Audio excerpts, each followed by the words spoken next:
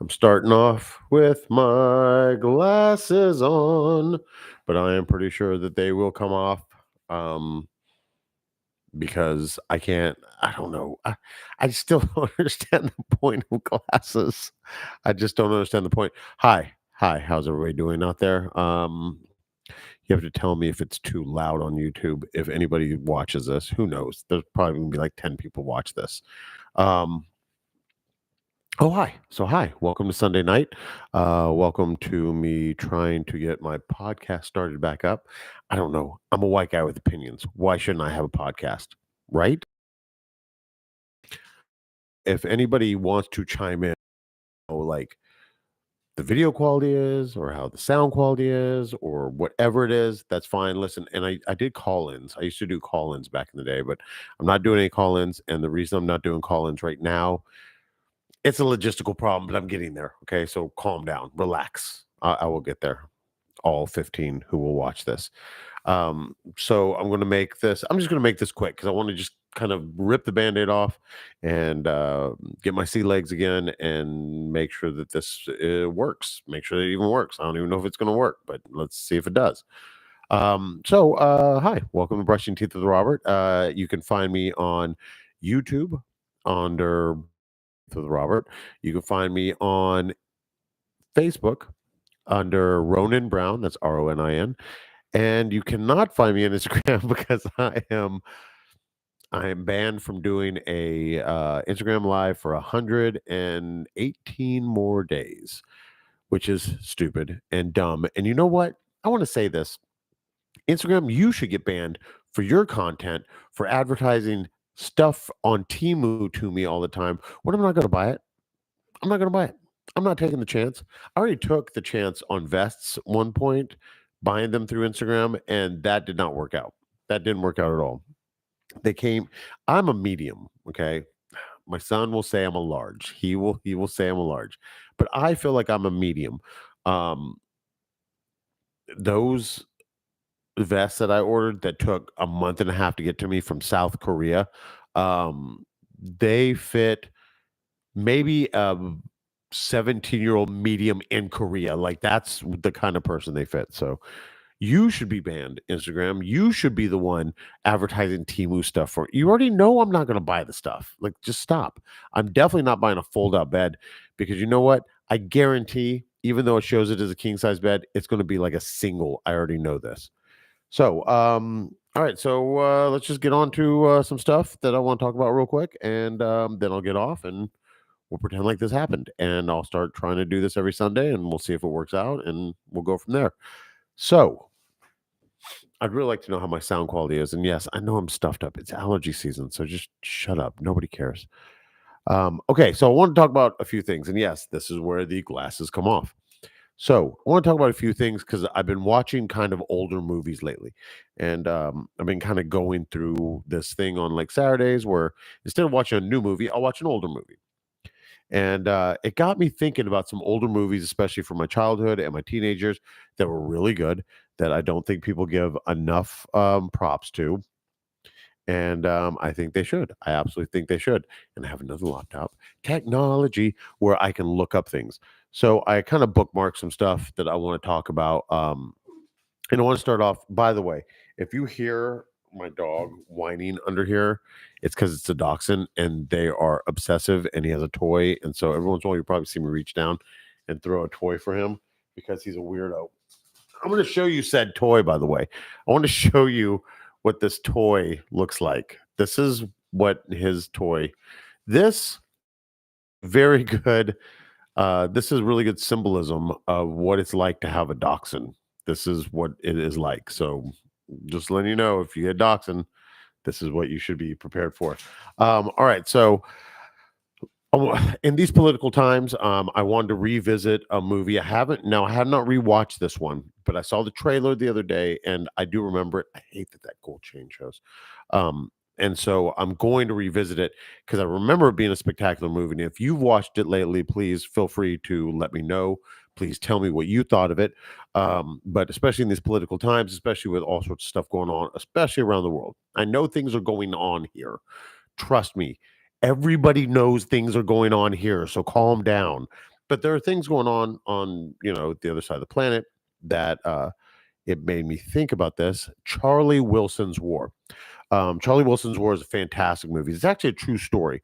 Was he a Texas congressman? I think he was a Texas congressman. His name was Charlie Wilson. Let's take a look. We can find out because nobody's watching and I could take my time. Yeah, he was from Texas. He was from Texas. So Charlie Wilson was a U.S. congressman and a CIA operative um, from during 1979 to 1980. So during like the times, especially in the Middle East, and it's Tom Hanks is in it. Julia Roberts is in it. Charlie Wilson, the dude was like he was crazy. He was crazy. I think at one point he had a hot tub. His big thing was a hot tub, and he liked to take meetings in his hot tub. Like he was that kind of dude back in the 70s, which I could be honest with you, sounds great. Sounds fantastic. I would love to take meetings in a hot tub. Um, and it's about his influence and possibly his helping fund the Contras or the Sand. It would have been the Contras in order to fight the Sandinistas, so that we could get more influence in the Middle East, also. And of course, that came the cocaine trade and all that came into effect. It's a great movie. Highly recommend you see it. I'm sure a lot of it is embellished, as is all documentaries or biopics. Sorry, or all biopics that are ever come out of Hollywood. But it is a really good movie. And you know what? I've never really read into Charlie Wilson. I really haven't. I probably should. I should learn more about him. All I know is the dude was known as being like a super womanizer. I do know that as well. So there, Charlie Wilson's War. Should revisit that movie. I will revisit it, and then we will meet back up and see what we thought about it. Another movie that this one's predictable, by the way, because if I start talking about this, and anybody who knows me will probably roll their eyes because they know I'm going to mention this movie.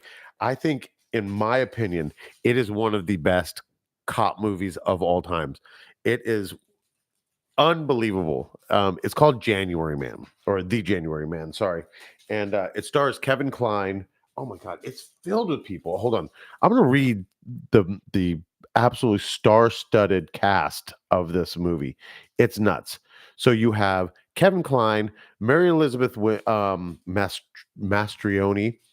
Susan Sarandon, Harvey Keitel, Rod Steiger, Danny Aiello, Alan Rickman, Faye Grant, Kenneth Wall. I mean, it's filled. It's filled with stars. Filled with stars. Okay, and so let me read the synopsis. Even though I'm reading this off of IMDb, and I don't think that IMDb gives the summary enough credit. I don't think it does. I don't think it does it justice. I think that's a good way to say it. It doesn't do it justice. Um, 2 years after being forced off the NYPD, quirky Nick Starkey is rehired by the mayor to help catch a serial killer after 11 months.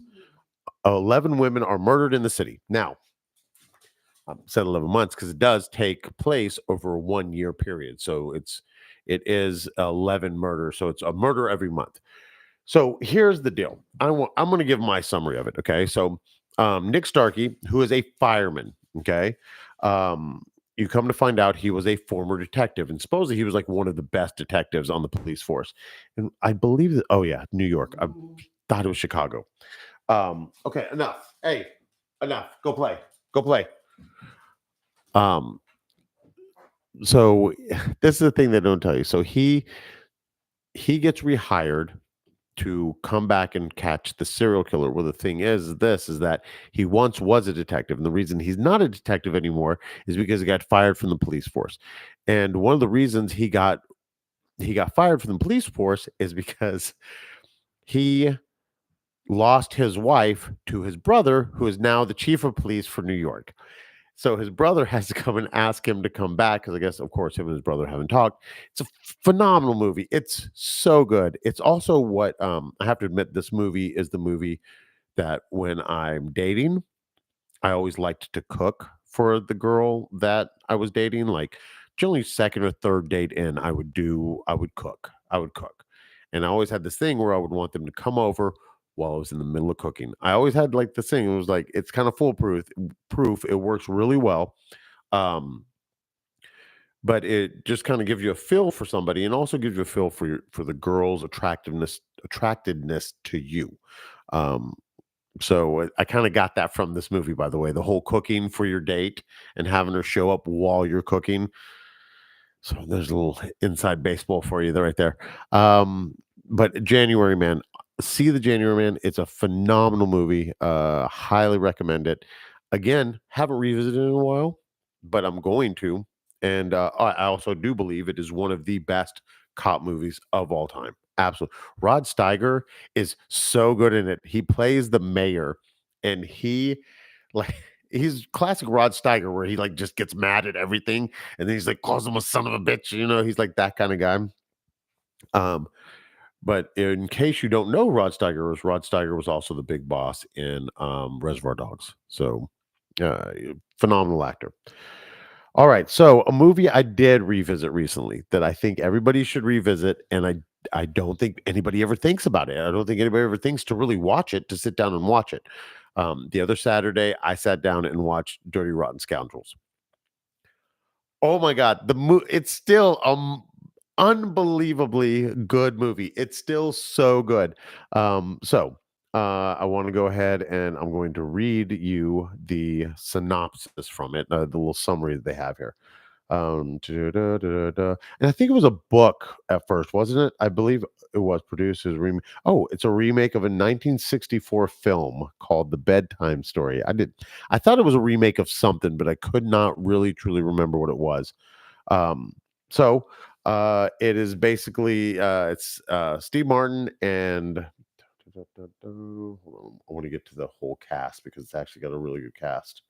And I'm not going to get to it for some reason. Michael Caine and Steve Martin, and they basically play conmen. And they're competing in the same little town called Beaumont-sur-Mer in France. And they're basically competing conmen that know they're competing. It's so good. It's such a good movie. It's so funny. It's full of some of the best slapstick and some of the best situational humor you'll ever see. I laughed so hard, and I had not seen it in forever. I would say it's probably been 10 years since I sat down and watched it.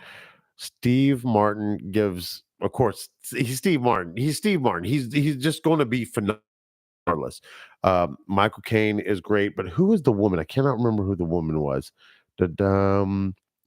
Glenn Headley. Glenn, I wonder if you pronounce it Glenn. Glenne.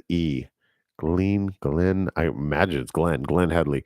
But she's kind of cute and awkward, and it's just really good movie, really good scenery. And holy shit, if I was a con man and I had a house like Michael Caine had, I'd retire. I'm just letting you know, I'd be done. I'd stop conning.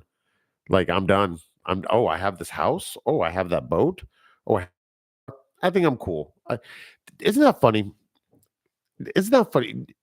Every drug dealer movie I've ever seen, about halfway through, as the drug dealers like getting all popular and getting power, and don't you ever yell at the screen? You're like, just stop. You can stop here. You have enough. Like that's enough money. Why don't you stop there? Like, why don't they ever just stop? You're good. You're good. Like I'd probably make a bad Scarface because I'd get halfway through and I'd be like, oh, that's enough money. Okay, I'm good. I'm good, guys. I'm gonna go ahead and retire. Like, how easy would that have been? There would have been no shootout. You just been like, that's the end. The end would have been, me amassing this money at the table. Like, I'd be at the table with all this money from whatever my cocaine trade in my Scarface movie. And I'd be like, I think this is enough money. I think I'm good now. All right, guys, I'm good. I'm good. You can, no, just have the rest of that cocaine. Just, you can have it. I don't, you know what I mean? Like, you'd be like, no, those bricks, just take those bricks of cocaine. I'm good. I'm good. This is enough money. I can live for the rest of my life off this. I'll buy a business and I'll chill out or whatever. I'll buy a couple of restaurants. Like, why don't they ever just stop? Just like they've got everything they need. What are you whining about? Oh yeah. Um, I don't know. I do it all the time. I do it all the time when I'm watching drug movies. I do it all the time. I'm like, why don't you just stop right there? That's enough money. That's enough money. Just stop. Just be done. Just have everybody take the warehouses of drugs and you're good. Like you just go buy a restaurant or go buy a car wash or something. Oh no, that's Breaking Bad. I just stole that from Breaking Bad because I couldn't think of another business. I couldn't think of another business for a retired drug dealer. Um, Okay, well, that actually is kind of what I want to just run through real quick. Where are we at? Like 15 minutes or something? I think that's perfect. Okay, fine. Here, I'll throw it one more time. Okay, there. Um, so that's kind of what I want to do. I want to just come, I want to knock the dust off and feel like I could get behind a microphone and actually talk about something that I find interesting. I don't really care whether y'all find it interesting or not. I do. I'm okay with it.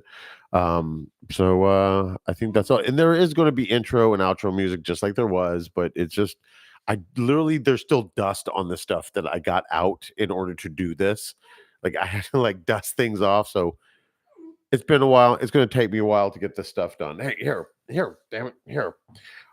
So there will be intro, outro music. I'll have another phone so that we can do call-ins again. Because as this got going last time, people actually called in, and that was kind of cool. I enjoyed that a lot. So maybe we can start doing that. And besides that, I guess we're just gonna call it a time. What is it, 6:45? I'm good with that. I'm gonna go sit on the couch, watch the rest of this Green Bay game. Here, I'll tune you in on the score real quick. Oh, it looks like Philadelphia may have just scored. So, oh, it's 10:22 Philadelphia. So there you go with a minute 151 left in the fourth. So, in case you want to be updated on the game, you just got an update. I guess that's about all. Listen, I hope everybody has a good week. I'll see you next Sunday, if not sooner, depending on how much I decide to do this. And love each other, love yourself. Bye, guys.